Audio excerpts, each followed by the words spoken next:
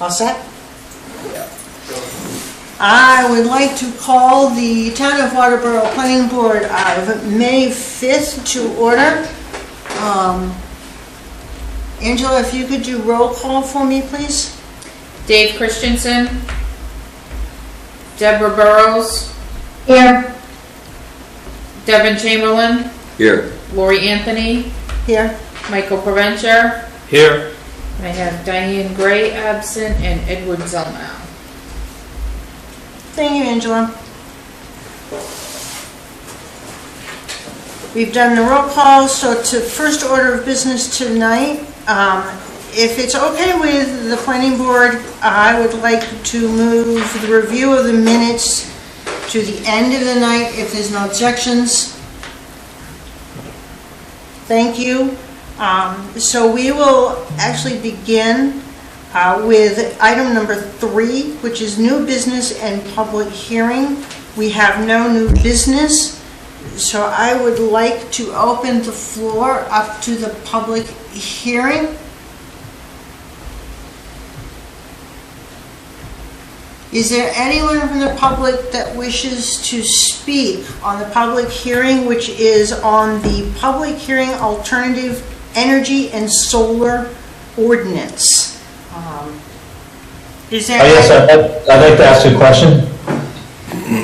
Certainly, and could you state your name? Sure, who am I speaking with? You are speaking with Lori Anthony, Chair of the Board. Okay, I would like to, my name is Jason O'Mara. I'm a resident in town. I would like to just know, I've noticed a whole bunch of new solar farms going in. And I'm just wondering if you could talk a little bit about when that plan was first thought of and when the public was first informed about the installation of several solar farms. It seems like a new development in our town. Well, there's 3 that have been approved by the planning board, and then 1 that was done by building permit through the code enforcement office. As to the exact dates, they follow procedure. I don't remember the exact dates. Lee J, do you know when those happened specifically? I can look those up. I don't have the exact dates in front of me, but a little bit of background on that issue is that in 2019, the state of Maine changed their regulations pertaining to alternative energy, i.e. solar especially, and loosened up their state law regarding connections with central Maine power lines and solar projects that are, I'm going to say, less than 5 megawatts in size. And when that occurred, that really opened the floodgates across the state. This certainly is something fairly new to Waterboro, having not had any projects like this prior to that date, but there are numerous solar projects of this size, 5 megawatts or smaller, taking up approximately 20 acres in size, across the entire state.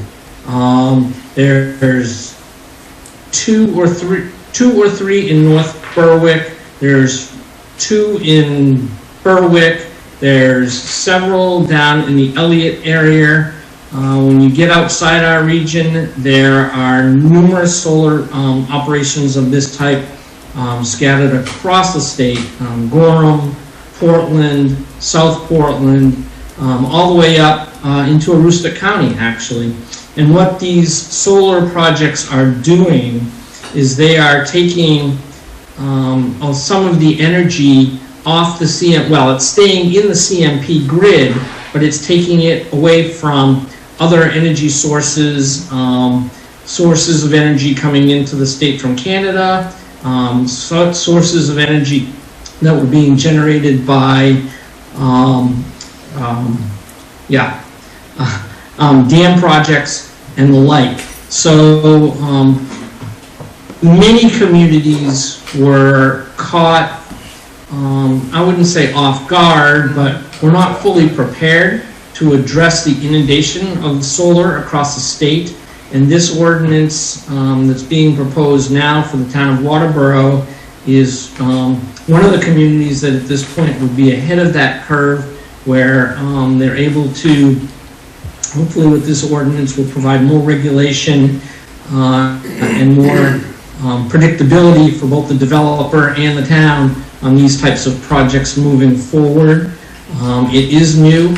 That's why with Waterboro's proposed ordinance, we're calling it an alternative energy source, AES ordinance, simply because this ordinance will be able to be expanded in the future to include potential for commercial type of geothermal, which is on the horizon, also for large-scale battery storage facilities that are also on the horizon. But in the short term, this ordinance really hones in on issues that we have learned along the way with the other solar projects here in town, and the types of things that this board and the community need to look at, such as buffering, screening, decommissioning, and the like. So that's about all I can tell you. I could look up, I have access to my files here. I can look up the dates of the other projects if that's so needed. No, thank you for your answer was quite comprehensive, and I appreciate that. I've gone back and I've looked over most of the town minutes from meetings that the town has held for the year, and your characterization of it being the people feeling caught off guard is exactly correct. It feels as though while we were all trying to manage our lives in a pandemic, a lot of things were afoot and a lot of things happened that people were not aware of or did not have the ability to participate in. I know that I would love to know what the environmental impacts are, and I would suggest that there be a moratorium on any continuing development in the town of Waterboro. I feel like we're being targeted for some reason. Maybe it's because the public is not involved in their politics. People don't know what's going on the side of a mountain or in a swamp somewhere. They don't see it maybe, but these are things that are impacting rural. It's not part of our zoning or our town vision. And if it's going to be, then the town should be a part of it. So I don't know what people have for comments in that regard, but I feel like we need to be a little more thoughtful about how we're introducing this new green energy. Do you want me to take some of that, Madam Chairman, or do Yes, you guys I want would, to because have I'm some? not on totally with the comprehensive plan. That's still new to me, and I know we're addressing some of it, but if you could take that, I'd appreciate it. David, Right. Yes, David? I would just, a couple of things on that. First of all, as I'm sure Heather and Jason have done, is in reviewing the minutes and seeing that there have been public hearings on each of the 3 major commercial solar projects, and that the board has taken steps to ensure protection of environmental issues and also screening and concerns of abutters. I actually will. Just to stop you. There was nothing about that in the minutes. Okay. Anyone doing any of that? There was discussion, and there was maybe some closed to the public discussion that may have involved that, but that wasn't in the minutes. There is nothing, there's the public nothing. hearing did include that, and I'm not going to argue the point, but the other thing is that what our ordinances have not addressed until the current ordinance that is proposed has been the construction of off-structure solar farms such as you see across from Townhall, which doesn't fit into the zoning scheme that we've had before. So we have, I think, in the 3 commercial solar projects, addressed environmental issues that include runoff, downstream effects, glare, and have had public hearings where abutters have had an opportunity to speak. And we are suggesting an ordinance that will allow that application to be more formalized going forward, as well as addressing the off-structure construction of solar energy production. Have there been any environmental impact studies that have been done that the public can be made aware of or can access? I know when Hannaford comes into a town, they have to provide an environmental impact study for how their facility is going to disrupt that piece of land. I know that you said there's some easements for solar in the state of Maine and probably across the country. But I'm just wondering, like, have people really thought this through? How does it impact neighbors? How does it impact forest land, habitat, endangered species? I know we did request a glare study. Lee J, do you have any more to add on that point? And then I have something else. Was that requested after the solar project was installed, or is it? No, it was during the permit process. Would you remind them that the complete set of minutes is the video? That's on the website. That's on my one point also. I guess where I'd start first is certainly minutes in many cases are abbreviated. Not all of the information gets in there. I would suggest if there's that large of a concern regarding the depth of conversation on these projects, one, go to the videotapes that are online on the town website, and you can certainly watch the full depth of those. I can tell you that the McLucas Road project was not taken lightly by this board and took many meetings to go through. That's just for that. But there's also project files that Angela has in her office, and you can certainly pull the entire submissions that they've provided. Many of these projects do not get to the level of requiring any DEP permitting. So this town does not go to the level like you're suggesting with the Hannaford Brothers project was a full-blown site location of development permit through Maine DEP. And their sounds like a very reasonable approach. I'm sorry? That sounds like a very reasonable approach. I'm glad that the town required that. Yes. And on the other two, I mean, the town certainly did not take those lightly either. The one that's under construction, there was a public hearing. Public hearings, by the way, are not necessarily noticed town-wide. Their notifications go to the abutting property owners. That particular one that's under construction now had probably 25 or 30 people that attended the site walk before the public hearing. And the applicant had worked directly with several of the abutters to address their screening concerns and issues. So they were not done in any way in the darkness.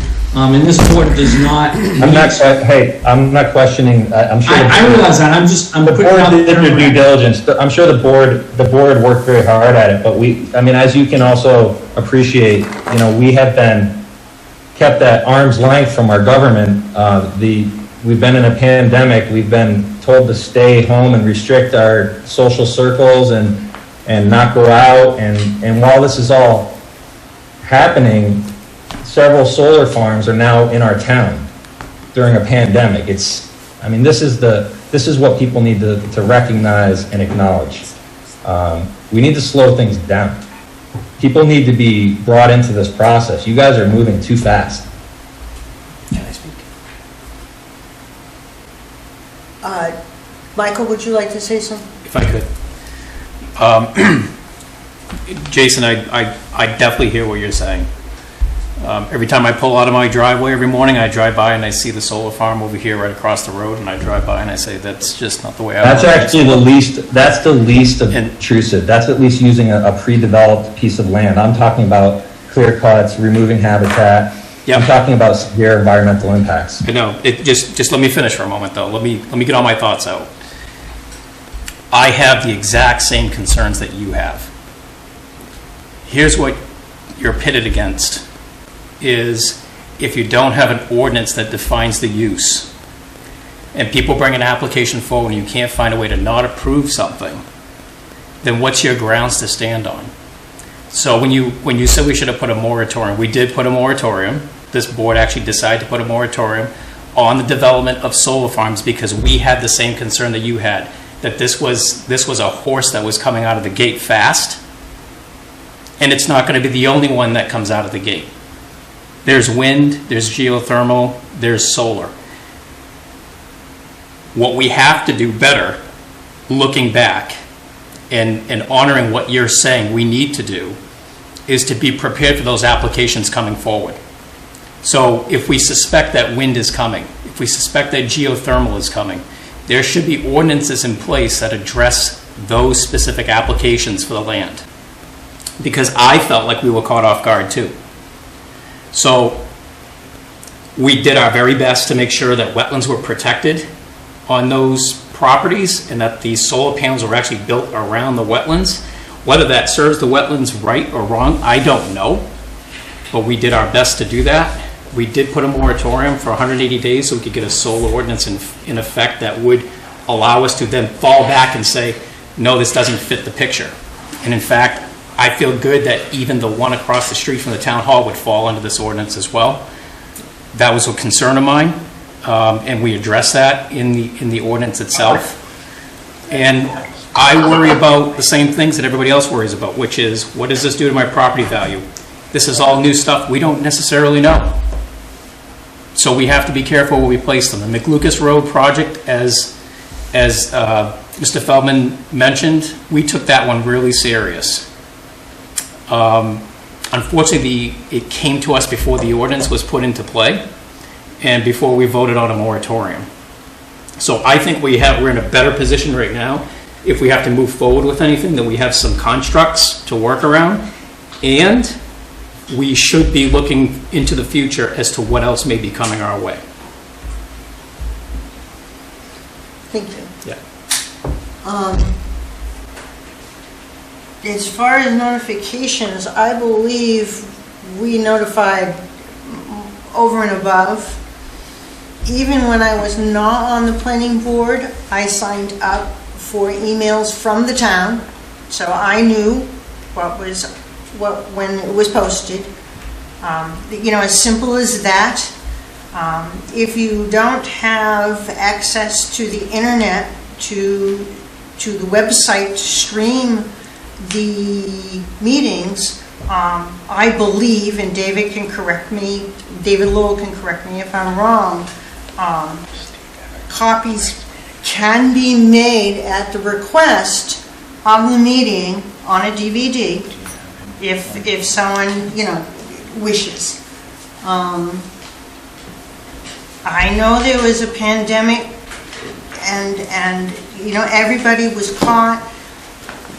None of us expected this, but I believe if at minimum, if you wanted to know what was going on in the town, that website is my go-to, and there's a lot of information there. That's all I have to say. Lee J. Ward, did you want to add anything else? I just want to add that you're completely wrong, that this wasn't public knowledge, it wasn't posted on the website, and people were not invited to be a part of the process. That's a pipe dream. That's your opinion, and that's, I would say it's a fact unless you can prove otherwise. we have video for that. We have video and announcements as fact, yes. Anything further? Jason, are you all set? Lee J, did you have anything? You had indicated you wanted to add something? No, I'm good for now. Good, I have another question. Can you just let us know how this benefits the town of Waterboro and how our taxes will be impacted by these new projects?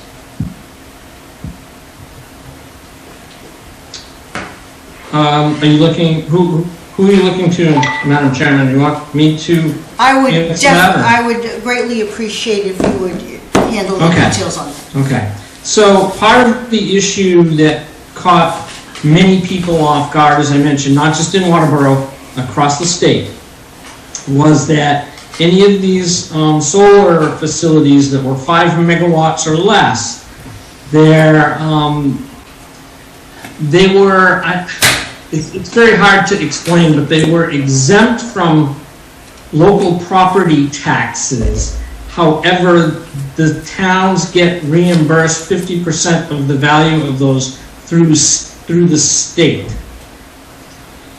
That is changing because now that this legislature is back in session, there are a number of bills in front of the legislature regarding this, because now they've found out that the way the law was originally established, that these were exempt from state property or local property taxes in every community in the state. And now the legislature is trying to deal with that issue and get them back online so that they will be paying local property taxes. And I can't answer why not. I was not involved in anything to do with the legislation that created this, but that was something that came to light early on in the process when all of these projects were coming forward, and now the legislature is trying to grapple with that. Relevant to, certainly I completely understand, and the issue especially regarding wildlife and other impacts to those areas, because these places are completely fenced off. One of the things that we found out during this process was that by keeping at least a minimum of like 8 to 10 inch gaps at the bottom of the fences, the smaller habitats still have access to get into those areas and through those areas and forage as they currently do. And we required that on all of these projects, that the bottoms of those fences be gapped at least 10 inches, I believe, so that those smaller critters can still get in there and forage. They also... what will they be foraging on? Well, there'll be complete deforestation. They are all required under, whether we had an ordinance or not, we required the ones in Waterboro, and I believe they're providing, a lot of these solar folks around the state are providing, they are reseeding these sites with wildflower and other local types of vegetation, ground cover, that will come back just as soon as they get done with their construction projects. And so they're not being allowed to strip the sites and not revegetate those sites at all. They're required to revegetate, and many of them are using local type of, yes, David? Well, you might also remind us that each of the commercial projects is required to have a bond to deconstruct and restore the property at the end of their tenure. Yes, we required each one of those projects, and this ordinance requires these projects going forward to provide a letter of credit, bond, or some surety that will be held by the town in the amount that they've provided us for the cost of decommissioning these facilities when they come offline, and the decommissioning includes revegetation of the property as well. What is the lifetime of the facility? They've estimated that their lifetimes are 20 years. So the belief is that habitats will return after 20 years. They'll just go somewhere else for a little while. No, I don't think that's the case. As I said, many of the smaller habitat, smaller wildlife will still have access because the fencing is not completely blocking them. There are gaps that are being left at ground level for the smaller critters to be able to get through and still forage in those areas as they do today. Was that one of the things that the environmental impact study pointed out, that smaller critters would be looking for foraging? Or, I mean, I'm worried about maybe critters that use a larger range. That was something that was brought forward to us by one of the solar applicants early on, and it was something that this board picked up on and immediately required all of the solar folks that are coming forward to have as part of their design. And it's something that the state has also supported.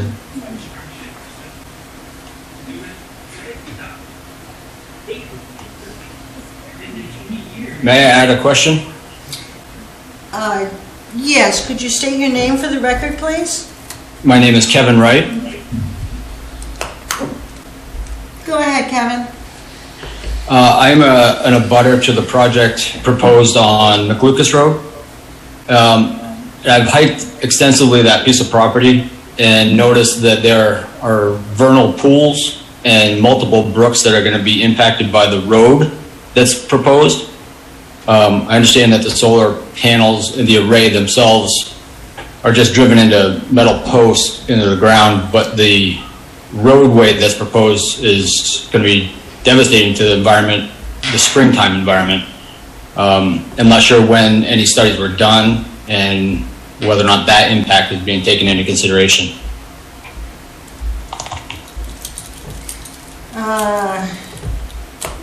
That, all I know about is the bridge out front, which is a DEP issue. Lee J, do you have anything further?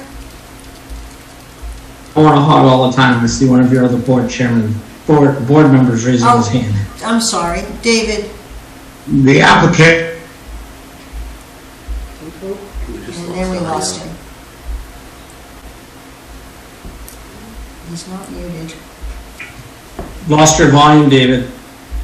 well, I haven't touched my volume. There you go. Start There we again, go. please. Okay, so the applicant's site plans identified vernal pools, had DEP input to those identifications, and had identified brooks and other wetland areas, and the road was not identified in those plans or seen as a problem with respect to those resources.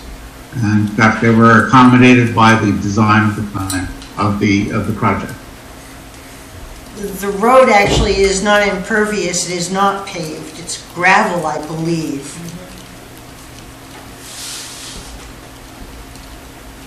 Thank you.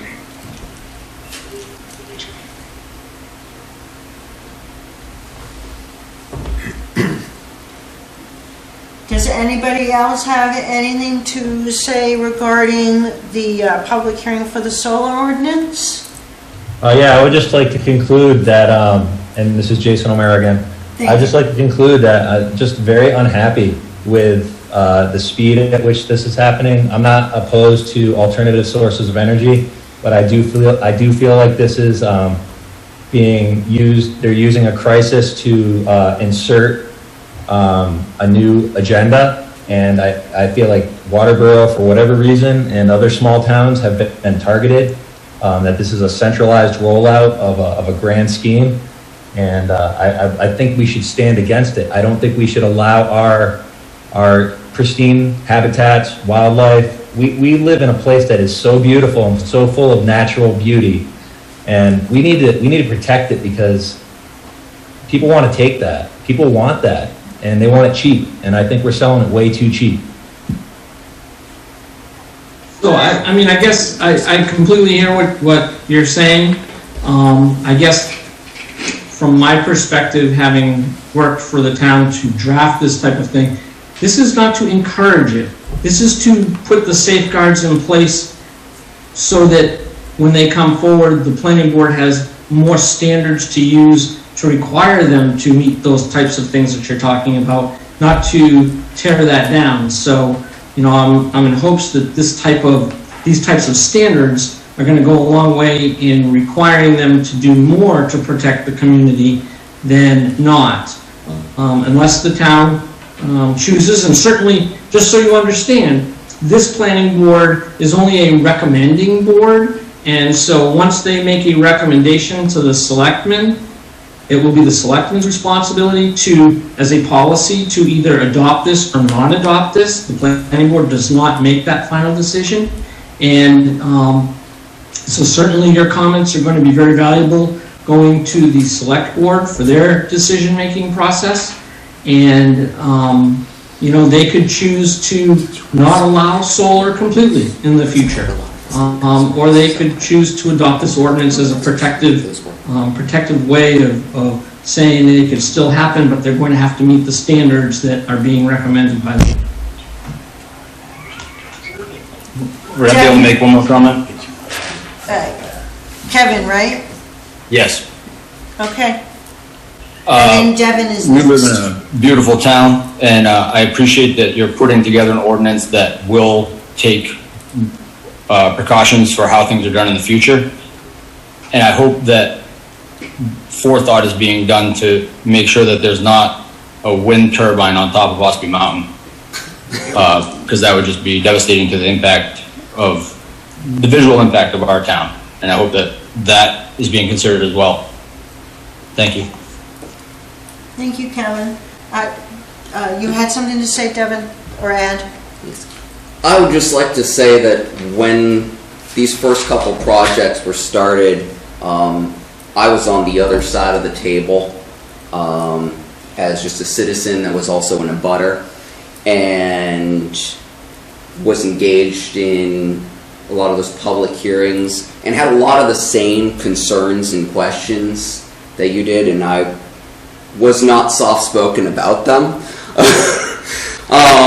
And, you know, a lot of these concerns have been very well addressed by the planning board, by the applicants. A lot of my neighbors had the same concerns, and we all want to see the natural beauty of our town preserved as much as possible, and that is what has really driven this design of an ordinance, is to make sure that the general public has some sort of protection of knowing where these can be and that there are limitations, so they cannot just go anywhere, which is essentially the situation we were in. And we're still beholden to state law as far as when we say no to something. If we don't have a specific ordinance and we can't point out to where it's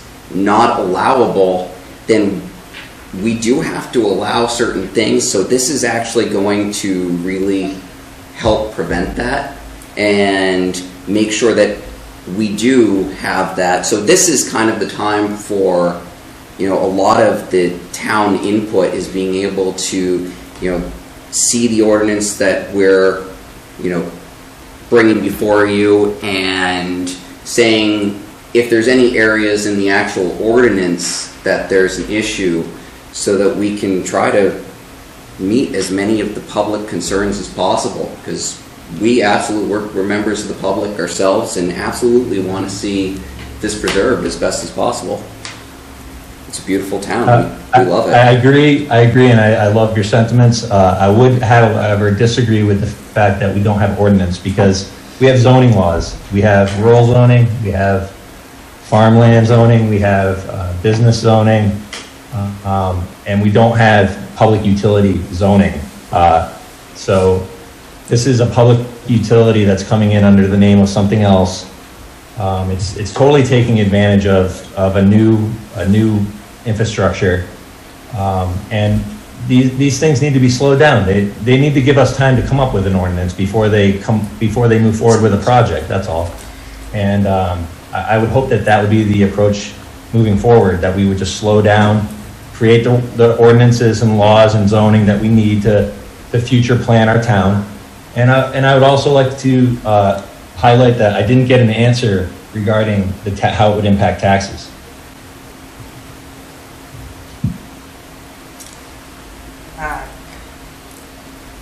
Lee J., you could probably cover the taxes. As far as the zoning, it is, as I remember correctly, this is a use. It's a limited use. I forget the terminology. Lee J., can you help me? Unmanned substation. Yeah, this is an unmanned substation. It's a conditional use, I believe. Lee J., could you expand on that, please? So let me go back on the tax. Let me go back on the tax issue again. The state will be reimbursing the municipalities at a rate of 50% of the value of these facilities. These facilities are valued somewhere between $2 and $3 million generally across the board. Should the homeowner, so what will the homeowner's reimbursement be? Nothing. Well, the homeowner won't be reimbursed anything. What that money does is go into the town's general fund, and it goes towards whatever costs there are associated with the operation of the town. And so it may or may not offset your mill rate. And that's nothing I have any control or anything to do with. That's your tax assessor, that's the select board when they set a budget, and that's where the mill rate comes from and where your property values and taxes come from.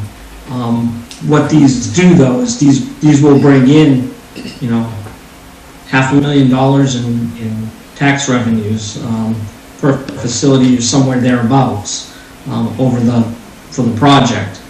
What was the other question again? The zoning, and that currently that... So currently, and this is consistent with many of the towns in Southern Maine who have been dealing with this issue, but they come under the general statement, though, let me find it in the zoning ordinance here.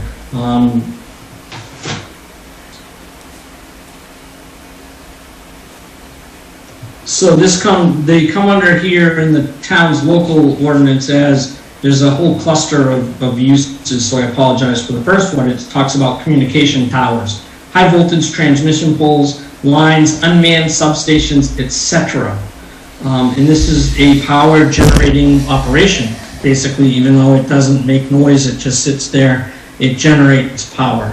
And so it was classified with the code enforcement officers' review and conversations with other communities under that line item of communication towers, high voltage transmission poles, lines, unmanned substations, etc.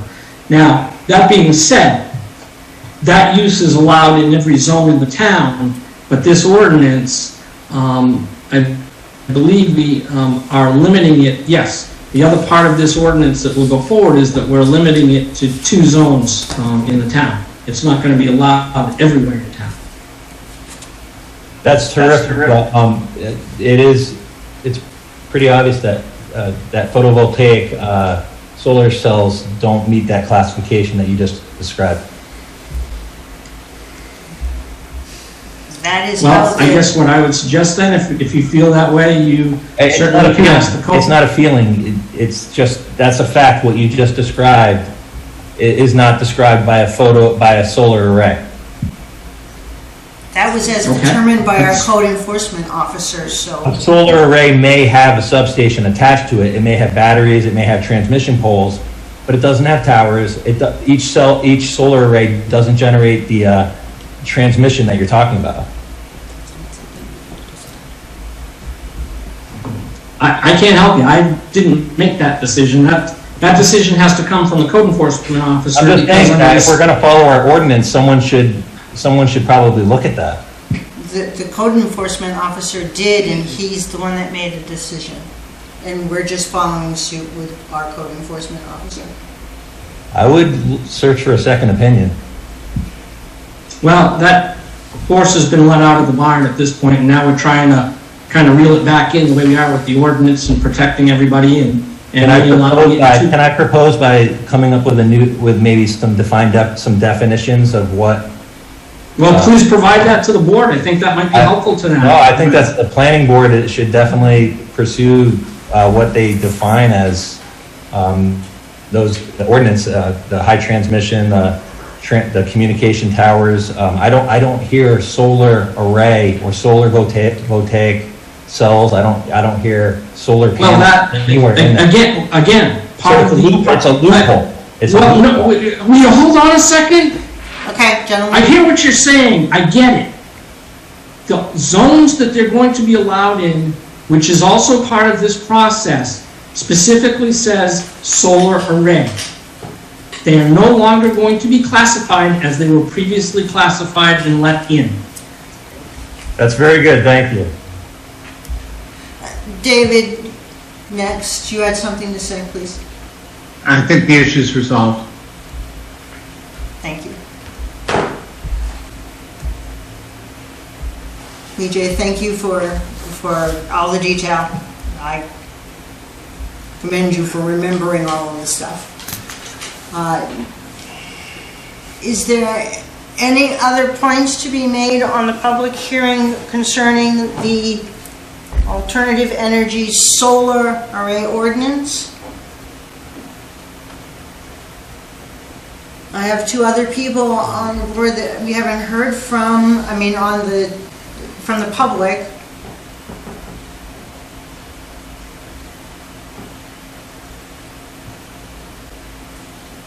Is there anyone on the board that wishes to add anything?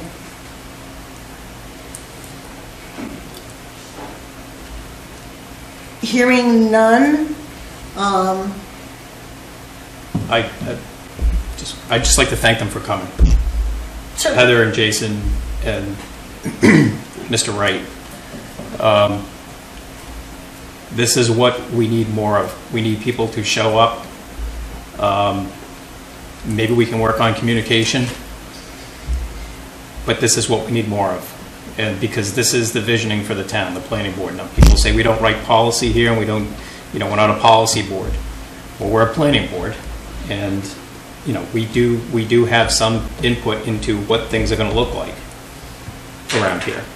I feel that way. I don't know about my other co-planning board members, but I feel that we have some impact in defining on what the town looks like from the minute you come through from Lyman or from Alfred and you see our town sign. What does our town look like? So I think we hear you. Hindsight 2020, be ready. Have an ordinance in place for wind. Have an ordinance in place for geothermal. Don't get caught without a solution. And we should be working on that stuff immediately. And we probably should, have open forums like this. I think open forums are great. Great ideas for people to come forth and say, this is not the definition of this. I'm going to tell you right now, Jason, I didn't think of that. I'm admitting to you that I didn't think of that as the definition of the substation, or however, whatever the definition is. Just can't be caught like that again. Thank you. Thank you. You all set, Kevin? So, I'd also, remind the board that as part of whatever recommendation you send forward, that includes amendments to section 3.06, which is the AR zone, as I was just mentioning to Jason, the AR zone, which would require solar arrays to be a use, as a conditional use in that zone, and 3.07 in the forest and ag district, which it would also be a conditional use. Both situations require planning board review of those projects prior to any of them moving forward. In those two zones, no other zones will allow this use going forward in the town. Thank you for the reminder, BJ.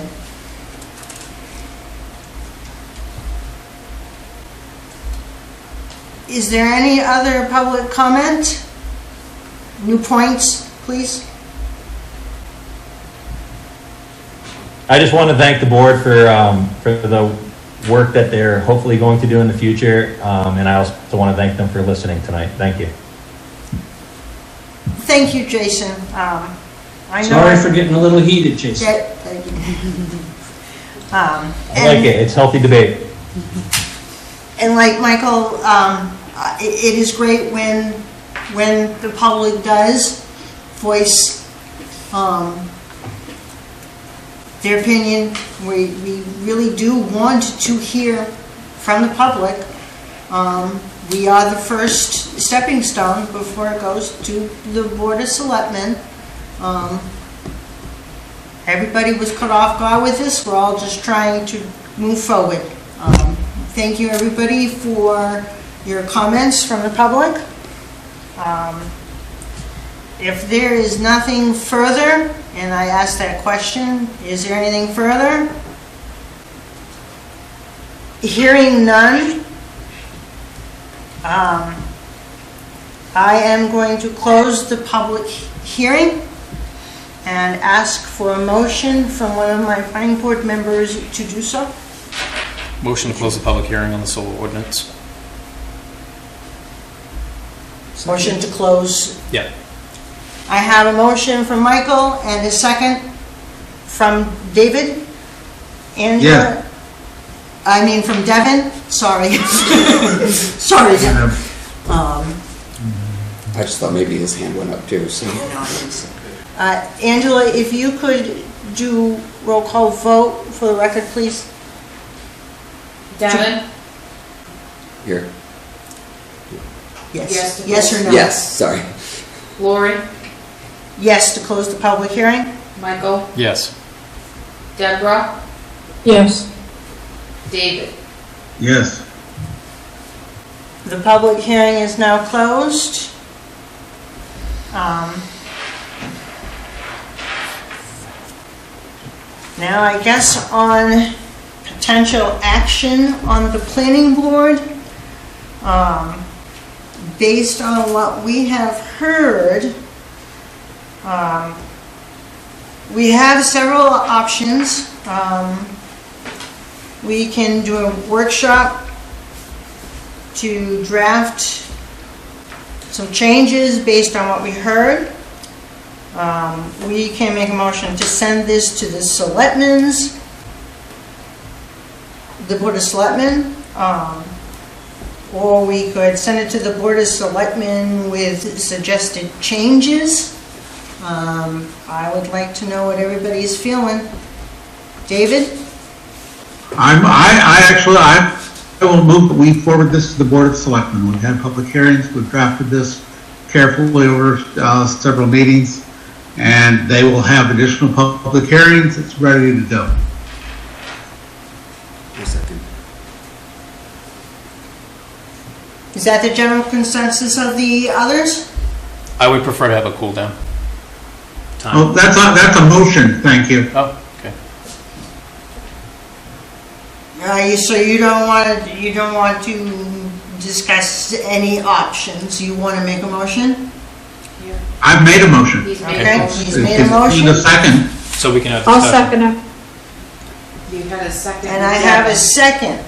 Any further discussion? Yes. I think we should take till the next planning board meeting to just think about what we heard. Think about if there's any other possible changes that could be made to this, and then vote on it. We're within the 180-day moratorium, where nothing's going to happen anyways. You didn't vote for a moratorium. It did not, you said you discussed it, but it never, the selectmen never laid a moratorium. We recommended a You moratorium. recommended Yes. it, but it They did not accept it. It did not go. Okay, well, it's on the record that we recommended it, and I recommended it, so I'm happy that I recommended it. Your record is what you think, so. It's actually, it's really, correct me if I'm wrong, DJ, but this wouldn't really go be another planning board member. This would be either another workshop or to send it to the selectmen, correct? DJ? Right, we put the options on your agenda for you this evening. You have three, as was mentioned. You can table it and want to workshop it more to ferret out any additional issues or concerns or modifications that you want before it goes forward. Or you can do as David did and make a motion to send it to the select board as drafted, and then let them see how they want to handle it, or send it forward with some other recommendations that you feel are necessary. So you've got three options, and I believe David has put the motion on the table. Yeah. Or not on the table, put a motion out there that has been seconded that would send this to the select board as drafted. As drafted. And Michael, I appreciate your further discussion, but I do believe in order, right now, the next thing is to vote, and it either passes or fails, correctly, Jay? Yes, or yes, that would be the action. It would be either passing it to send it on to the select board as drafted, or if the motion failed, then you'd need some other motion prior to taking any action. Thank you. Just as further discussion, just to be clear, that if we send this on to the select board, they are also going to have a public hearing. They also have the option to pass it back to us for further review and action. Or make their own changes. Or make their own changes. That is correct. It's not fait accompli as it goes forward at this point. And this is our first ordinance. This is not in granite. It can be changed as necessary when needed, just as a reminder. If we're done discussion, if Angela would do the vote. David? Yes. Deborah? Yes. Devin? Yes. Michael? Yes. Lori? Yes.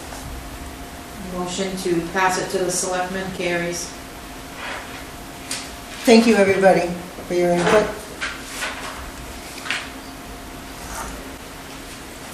Okay, next on the agenda is old business. Now you can go, Steve.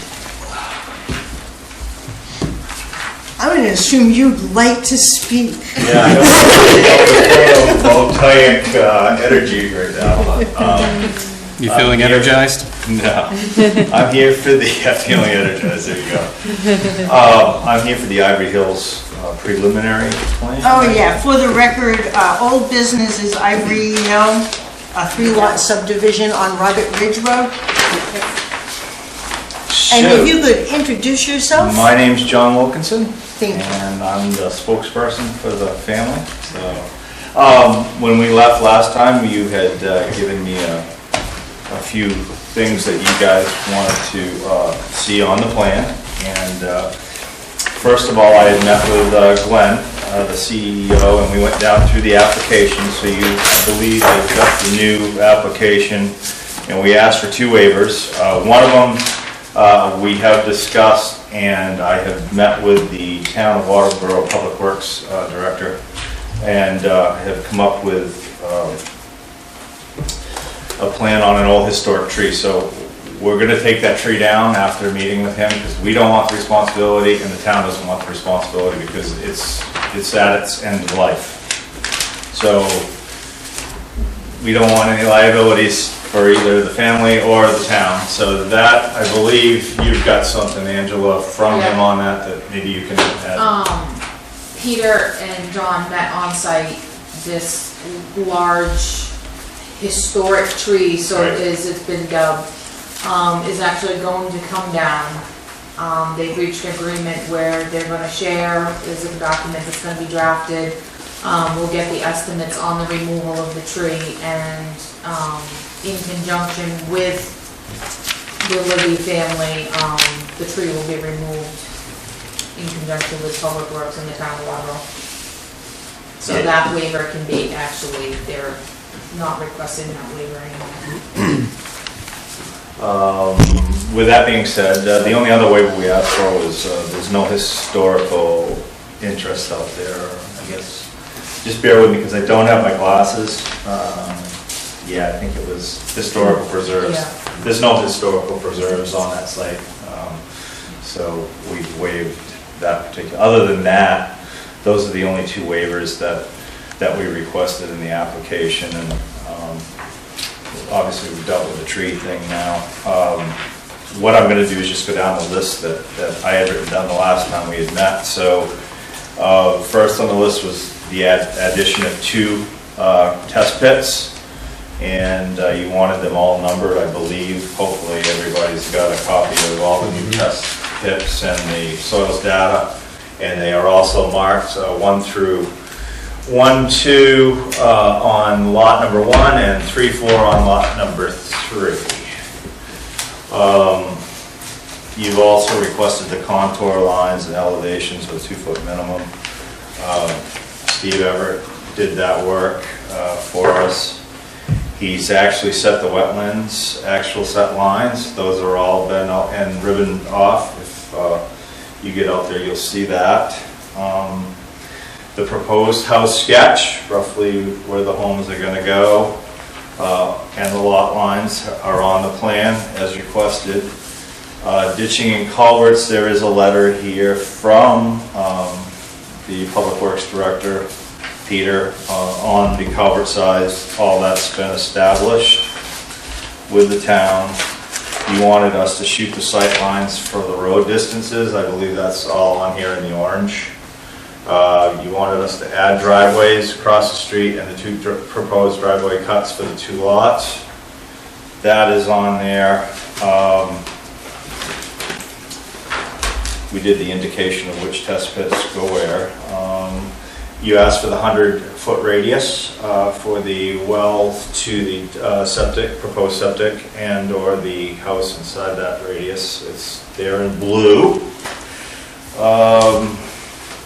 Other than that, I think, and the where the septic was proposed to be done, and I think you'll find that's where the test pits are. They can choose either or. It all depends on where they put the house, I guess. So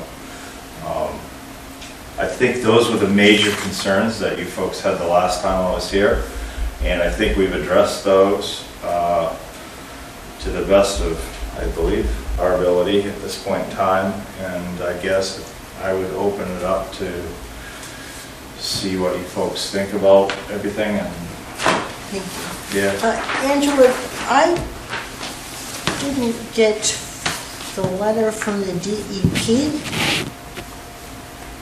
DEP. I mean, Public Works. That was the initial back that he set. Did he send that directly to you, John? yeah. Do you have a March 29th? I have a March 2021. 12th. Okay, there's another one. Yeah. Let me go. If you'd like, I can read it, and then we can get you a copy of it if you want. Yeah. I'll try to read it. Okay. Do you want to read this? Yes. Sorry about that. But, That's all right. All right. Greetings, planning board members. Please see below additional information requirements regarding the Ivory Hills Road subdivision on Roberts Ridge Road in East Waterboro, Lot 3. The driveway in question at the approximate location where the GC had shown me. The driveway in question, I think that doesn't make sense, but that's what it states. No, the driveway in question at the approximate location where the GC had shown me. No culvert needed because this is at the crown of the ditch line. On the uphill side of the driveway, at 50 feet, remove all trees and brush 50 feet off the edge of, 15 feet off the edge of existing pavement. On the downhill side of the driveway, remove all the brush to the property line 15 feet off the edge of existing pavement. Remove all the stumps and dispose of appropriately, not within public way. The maximum driveway grade within 15 feet from property line abutting the public way may be no more than 10% positive or negative. This should maintain a 90-degree approach. 4 feet from the edge of pavement, start sloping the ditch line in both directions, and all other related guidelines according to the highway entrance ordinance. See attached. On the lot 1, the driveway in question is at the approximate location where the GC had shown me. According to the entrance ordinance, a 15-inch plastic culvert by 32 feet long needs to be installed. The manufacturer recommends at least 12 inches of cover. The center of the culvert shall be 10 feet from the edge of the pavement. The maximum driveway grade within 15 feet from property line abutting the public way may not be more than 10% positive or negative. on the uphill side of the driveway for at 160 feet, clear all trees and brush between the edge of pavement to the stone wall. On the downhill side of the driveway at 40 foot to the property line, clear all trees and brush, remove all stumps and dispose of appropriately, not within public way. This should maintain a 90-degree approach. 4 foot from the edge of pavement, start sloping the ditch line in both directions and all other related guidelines according to the highway entrance ordinance, see attached. Thank you very much for your patience. You're welcome. So to add to that, both of those, they won't have a 10% grade either way. It's not steep enough, so you're not going to have any elevations. It's going to be, both those driveways will come level pretty much right out to Roberts Ridge Road. I did discuss with him, obviously the one on the south side heading towards the pole line, there is a house being built there right now. Obviously we can't take trees that are on someone else's property, and the road to the pin there, I don't believe is 15 feet. So that's gonna, I told them we can take obviously To the pin. to the public way, but we're not gonna go on someone else's property, just so you guys are aware of that. It doesn't go. As far as the other way, there's no issue with that. A lot of that's already cleared anyway, because there's a lawn with the existing structure as the home. 329 Roberts Ridge is, so we have no issues with taking care of the cleaning of the brush and the trees. So, other than that, I don't know what else. I think that pretty much covered everything you guys had asked me for. So. My one big question that I would have is I don't see, you've got several angle points on the plan, but I don't see any proposed pins to mark those. And there's one bearing in distance also missing between lot 2 and 3. Oh, this one here? Which one are you talking about here?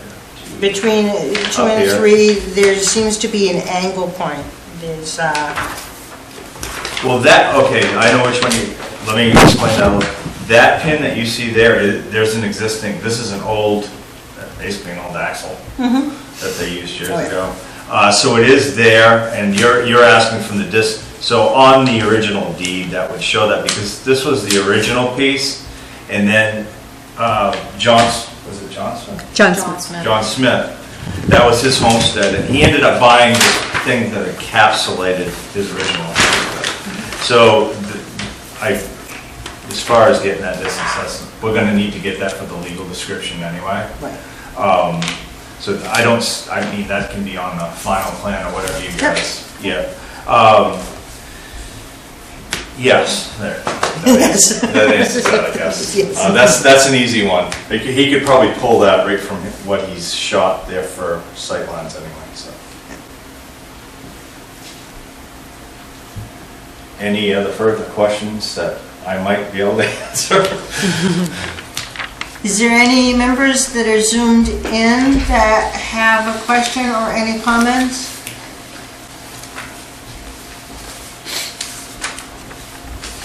Is there anybody physically present that has any questions or comments?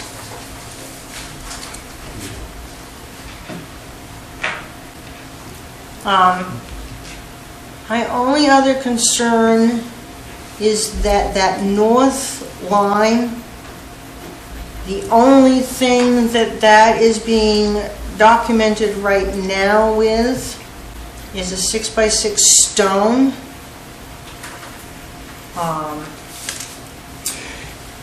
Was there anything in the works to? Well, I guess I can address that. Obviously, we haven't pinned this yet because we wanted to make sure, so all the markers, or whatever you guys want to call those, the stones, or that will all be pinned, and those pins will be. Once it's approved. Yeah. You'll be providing. Yeah, that's For that, pretty because it much is in part of our- any yeah. final plan anyway.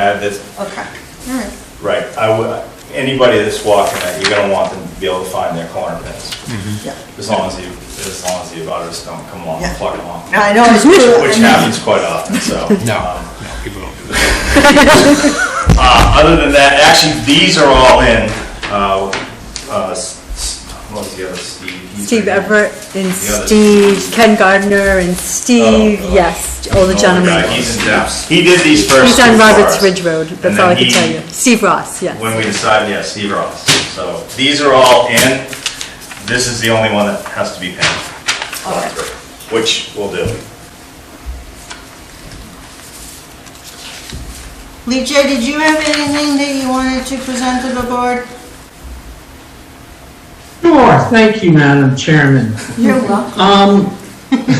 So, this is the preliminary submission. I'm not gonna go through my whole memo, but I will tell you that I am changing my memo structure for you with the addition of a new Public Works Director and the addition of a new Code Enforcement Officer. You will be seeing their comments integrated into my memos, which have not been done previously.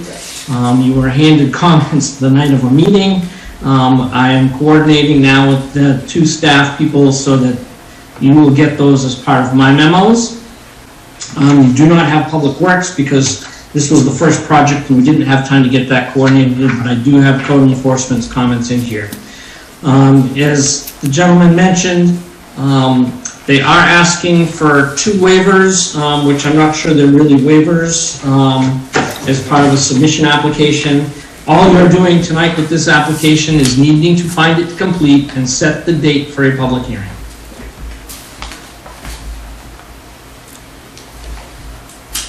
And David, I would just like to not add too much here, but on page 3 of Leah's memo of April 15th, item 4, subsection C says the plan approval is conditioned on all oral and written statements being made as part of the record for this application. I would hope that goes without saying so that there are no assumptions as to what's been agreed to or not, that in fact the final plan agreement is comprehensive and reflects our agreement on all practices and parts of this application. Yes, I would agree. I've just started doing that more and more with planning boards because sometimes that is not a given in places, and you want to make sure that the applicants know that whatever they're saying is what they're going to be held to. Yeah, I just think that we need to be explicit that if it isn't written, it isn't there.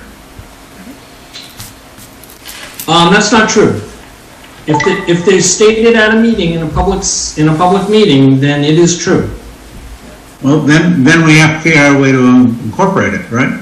And that's why the recommendation includes a condition that says the plan approval is conditioned on all oral and written statements as made part of the record of this application.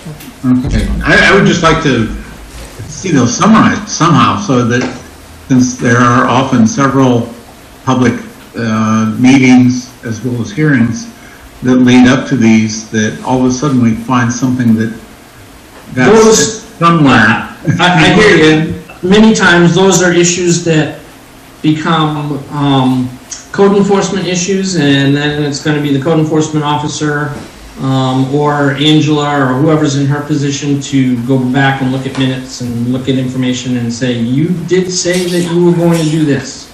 You know, most of the big picture stuff is really taken care of with you folks, but there may be something that is stated during the meeting that many people will forget, and all of a sudden it pops up. But if that's not what you want to do, I have no problem eliminating it.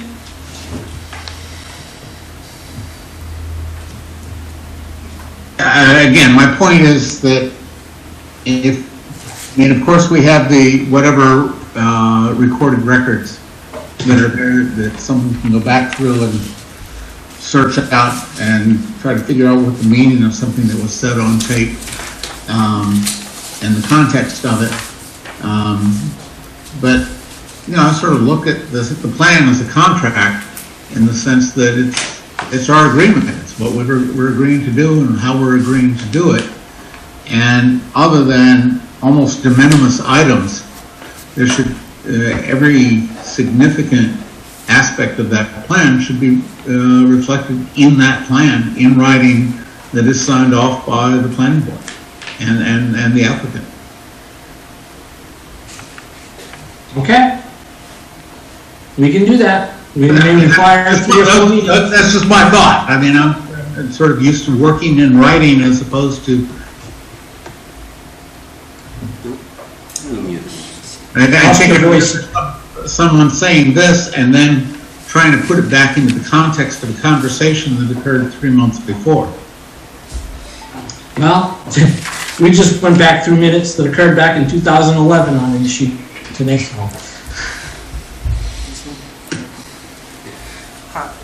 Them's my thoughts.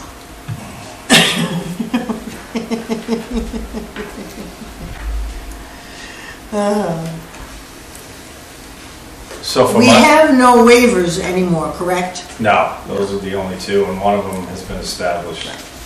And you understand that sprinkler systems will Yeah. need to be in the house? Yeah, that was directed the first time, yeah.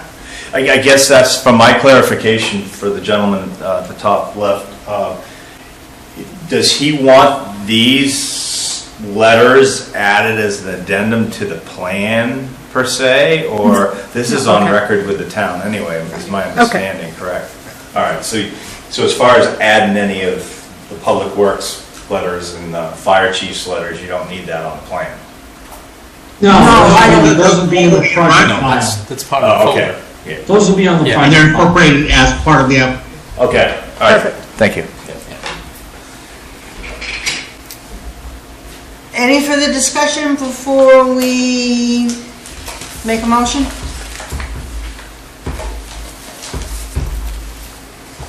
Hearing none. May I have a motion to find the application complete?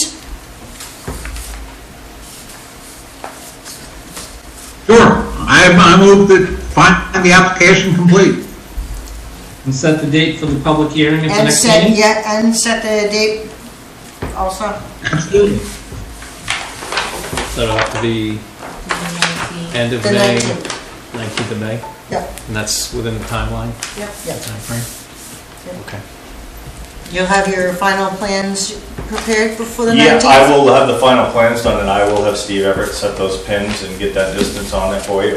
Yep, yep. Go Other through than the that, final, you don't need any of this stuff added to here, that was my question. and, make sure you use the final checklist. My other thing, there are existing power poles, aren't there? Yes, there are. Because I didn't see them represented on the There. plan.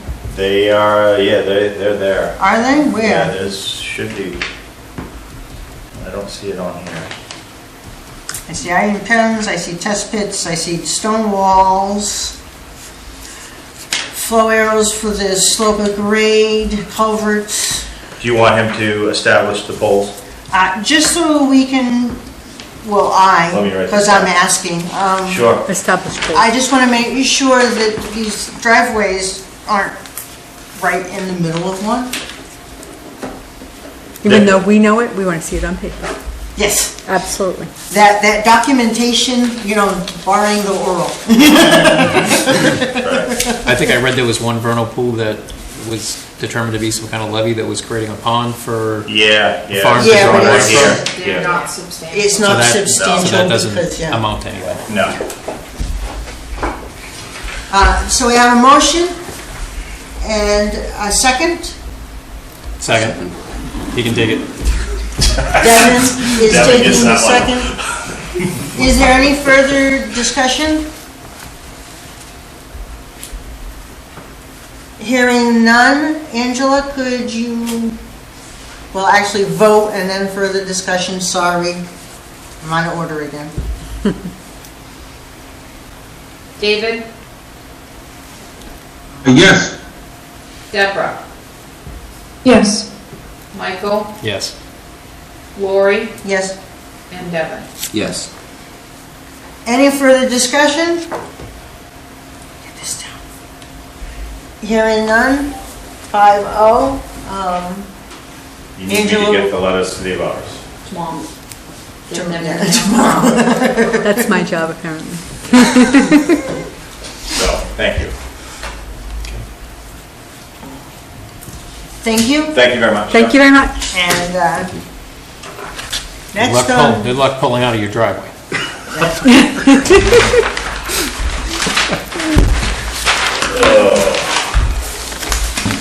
Has everybody, the next order, thank you for coming.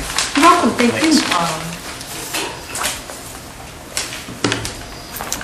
The next item is the previous minutes. Did everybody get a chance to review those? Yep. Does anybody have any corrections, additions, or comments? No. Angela, if you could enter those into the record as written, I would appreciate it.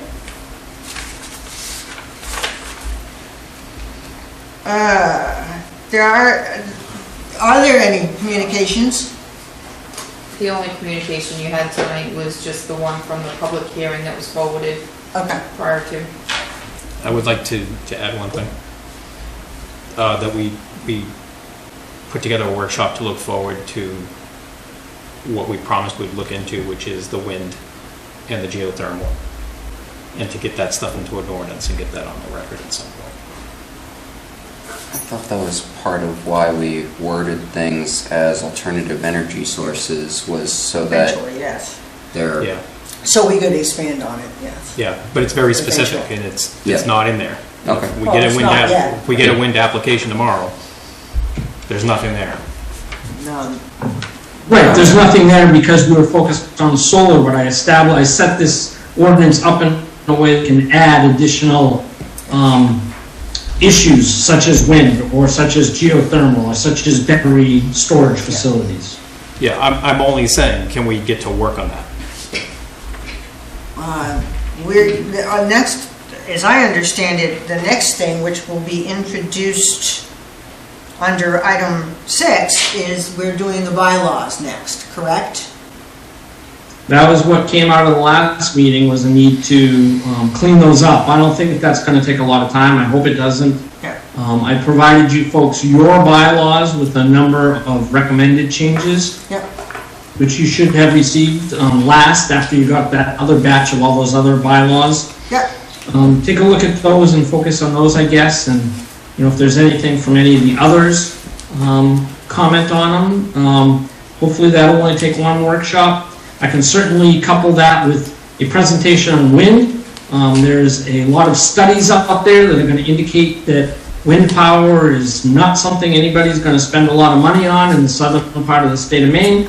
But I can show you the wind maps and where wind projects are currently located, so that you have that understanding and idea going forward. Jay, perhaps you can also share with us any relevant ordinances from towns that have them regarding wind power. Sure. Yeah. Thank you.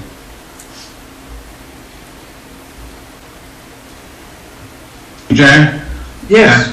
We might as well going forward, try to track down comparable ordinances dealing with battery storage as well as geothermal. Yeah, there won't be anything from Maine. I'm going to have to do some searching outside the state, but yes, I can try to track something down on that. Yeah, I think geothermal, particularly because it's mentioned in the 2020 plan. Yep. Yep. So for clarifications, what is the board wanting to focus on for our workshop? Whenever we have that next. Well, I think we're set to go forward on bylaws right now, aren't we? Right. Bylaws, and if you can get through it quick enough, I can have a presentation prepared on the wind information if you'd like. Okay, thank you for the clarification. I didn't want to add 20 things and have everybody inundated with a lot of information. So we're going to focus on the bylaws first, time, Yep. and then time, a brief presentation on the wind, and maybe hand out some information to us? Or just an intro? Well, I'll prepare a presentation for you, a small PowerPoint presentation on wind in Maine. Okay, great. Thank you. Okay. Are we going to schedule that for after our regular meeting on the 19th? Whenever you want to do it. I'm asking the board how they feel. So we would have Sure. a public hearing on the 19th for Yeah, Roberts. because we have a public hearing on the 19th, we'll do probably the final subdivision plan on the 19th. I just want everybody to understand what, I think that's already pretty. you know, what we're proposing for in 2 weeks. Do you also want to begin the bylaws and the wind presentation for next week also? David? Well, I guess I have 2 things. First of all, I think that the public hearing next week on this subdivision we just heard is probably going to be fairly limited. I would expect that would Yep. take a relatively short and non-eventful period of time. If it did, then we can postpone the public hearing or our workshop on wind power. As to wind power, Vijay, I think that the one distinction I would like us to make in terms of thinking about this is, as we did with solar, is the difference between an individual residential user and a commercial construction, and how we define the difference between the two. So we already have people in Waterboro that have wind generators. What defines the difference between that and a commercial generator? Is it wattage? Is it height? Is it wingspan on the rotors? And how have other people dealt with that distinction? Okay. Okay.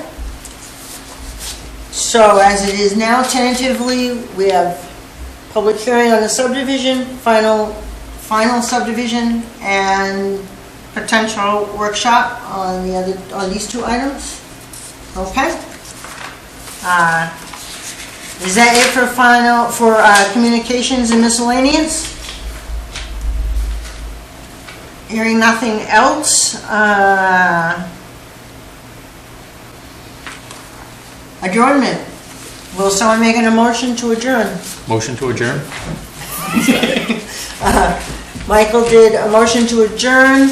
May I have a second? I'll second. Devin has seconded that motion. Angela, when you are ready, if you would do physical roll call vote, please. David? Yes. Deborah? Here? Devin? Yes. Michael? Yes. Lori? Yes. 5-0. This meeting is now adjourned. Thank you, everybody.